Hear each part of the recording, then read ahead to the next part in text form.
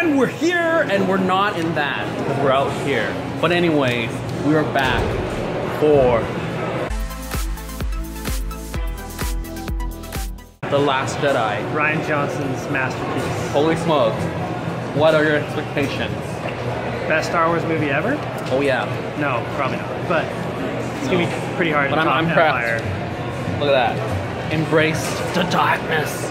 Honestly, I have pretty high expectations for it, but I went into it I didn't read anything about it, no reviews. I stayed away from all the spoilers possible.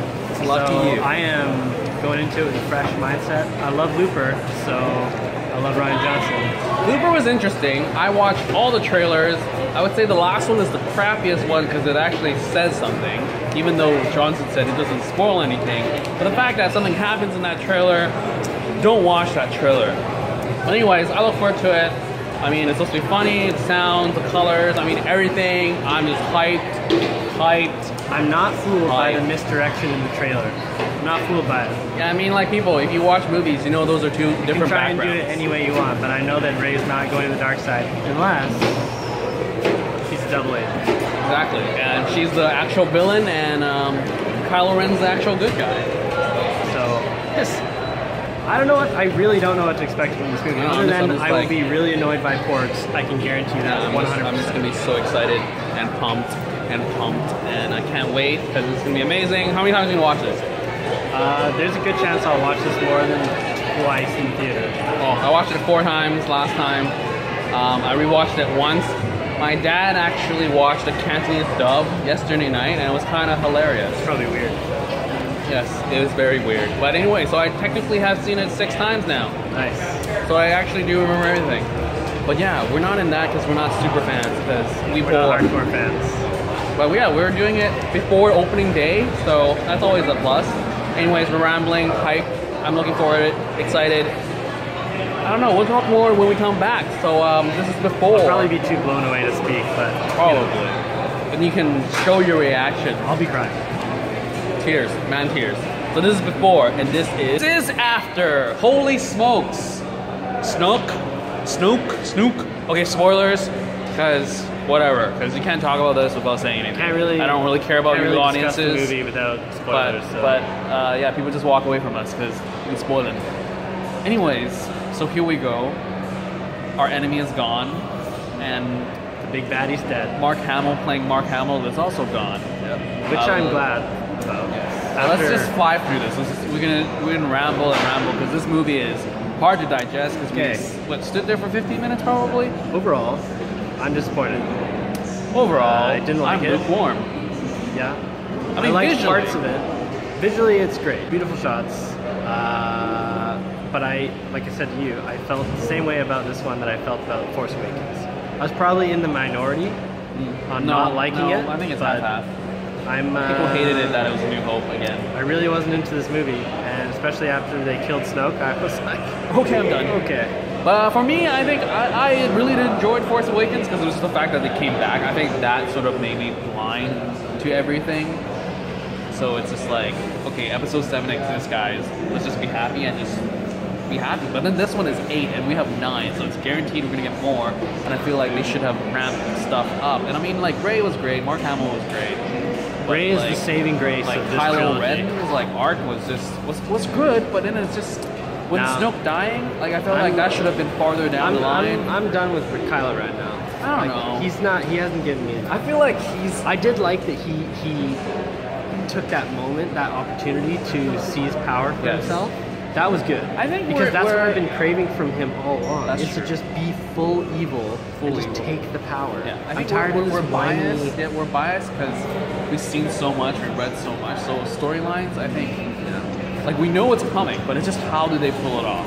I think we're just not content with how they pull it off. I'm not content with like the you were steps saying, that like taken. tons of stuff that happened in this film, the humor, the actual narrative works in other films. In any other film, it would have been fine. Yeah, even in another sci-fi movie. But this is a Star Wars film, guys. We don't need current day, what's it called, quipping and jargon. You can't have Luke Skywalker facing down Kylo Ren and then doing this. Yeah, and Snoke does not say... Luke is not Jay-Z. What does Snoke say? he says that Rey has spunk. Yeah, that's That's I don't not think a that's Star not a Star Wars Wars word. And like, what the hell? Like, seriously, what the hell? Finn needs to stop being a cliche, like, blue boy. Yeah. And we gotta stop the movie starting with a quip in the beginning with Poe. Like a cox, like just trying too hard with the humor, guys. Yeah, I think they're really reaching to be like, hey, current day audiences, like our movie, because it like connects to you. It's meme. It's full of memeable moments. But come on, like you're losing the lore. Use the lore. You build the lore out of like 6 movies and you're just throwing it to the wind because you want to be current day and not be too sci-fi or too foreign. It's almost, especially with the humor, it's almost becoming a cliche of itself. Yeah. Like it's mocking itself. Yeah, because every time that happens, it pulls you out of immersion. It is. Like you remember you're watching a movie that's Star Wars. Like when then it doesn't feel like a Star Wars movie. Yeah. Like I was saying to you, the one of the first conversations between Hux and Poe. Yeah, that was hard to watch. Just completely pulled me out of the movie. It's like when Thor did that thing in Thor Ragnarok. It went for way too long. Yeah. Like his chain thing. Like, oh wait, I'm coming back. I'm like, that once is fine, but twice it's just like, oh my god. Like, it's a little overkill. And if you didn't like porgs in the trailers and stuff, oh man, you're gonna hate this movie. Yeah. Like, it is. I think when it was on the island, it was fine, but when they jumped on the Falcon and then they showed up and Chewie just had to deal with them. It's just like, dude, come on. And the little porg like crying by the fire. I mean, granted, Crystal Foxes were kind of nice. They sort of made a narrative. They were cool moments, but porgs was just there. They served a purpose. Yeah, Crystal Foxes were cool. Served a purpose. Yeah, porg was just like, hey, let's sell toys and not eat chicken. Yeah. And make annoying sounds the whole movie. And remind me, do autopilot not exist in Star Wars? Because I swear, everyone has to leave the ship behind and have one person piloting it. And remind me, does everybody in the Star Wars universe know how to fly a spaceship? Yep. That they've never seen Everyone before? just, I know how to operate a hyperdrive because, just click some buttons. Which reminds me, in like Rey also, when they were in that scavenger ship and then Finn got caught by that thing and then she just like went to like the surveillance camera and then clicked things and shut the door. I'm like, I'm pretty sure it's a different system, even though, I mean, you're smart and all, but you can't just assume that everything you see, like, oh, I know how to work this because I know how to work this. Come on, it's something. You gotta ground it in something. I will say that I liked this movie better than The Force Awakens, but it's not really saying much because I didn't like either of them. Switching hats. I just like this one better. I'm kind of disappointed in Rian Johnson's writing. I thought it was going to be a big step forward for Star Wars, but it was actually a step back. I think like it dealt with different like sort of themes and it's juggling too many things. That's true, because like this movie was long, and you can feel it. It was long. Like once that scene ends with Snoke, you're just like, wait a minute, there's still the planet stuff. Somebody online said it was a really good 90-minute movie. Oh yeah. Unfortunately, trapped inside a 150-minute. Yeah. And I think that's totally true. That is true. Like if this ended, like if this movie was 100 minutes, it would be a fast-paced thrill ride. Yeah, I mean, like, granted, like, the Finn Rose stuff could be shorter and could be cut, but I like what it brought, but then again, it's too heavy-handed. It's like, hey, let's save animals, because, animal cruelty nowadays is a thing to talk about. Yeah, I was excited to see Canto bite, but I wanted to see that planet, but just like a casino. And I get, like, the sentimentality of having, like, the animal abuse stuff, yeah. But it just feels so contrived in a movie that has so many other things going on.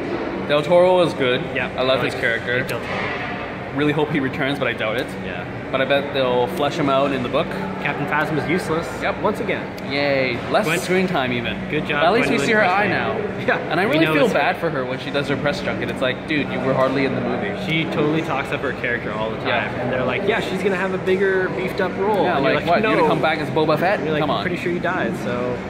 And it's hilarious. In the first movie, Poe and Rey didn't meet, but they were beside each other. Yeah. And then in the novelization, they actually meet. I didn't realize that. So that's hilarious. So like novelization is usually when they like fix things that aren't like logically or they were cut out in the movie, and it's going to be hilarious in the novelization of this book. When she said I'm Rey, and he was like, I know. I was like, yep, they never met each other. Weird. Even though they stood beside each other during the command station. It's like, come on, you had time. You probably spoke to the guy. Probably said one word to the other Resistance hero. I mean, it's kind of nice, but it's like, come on.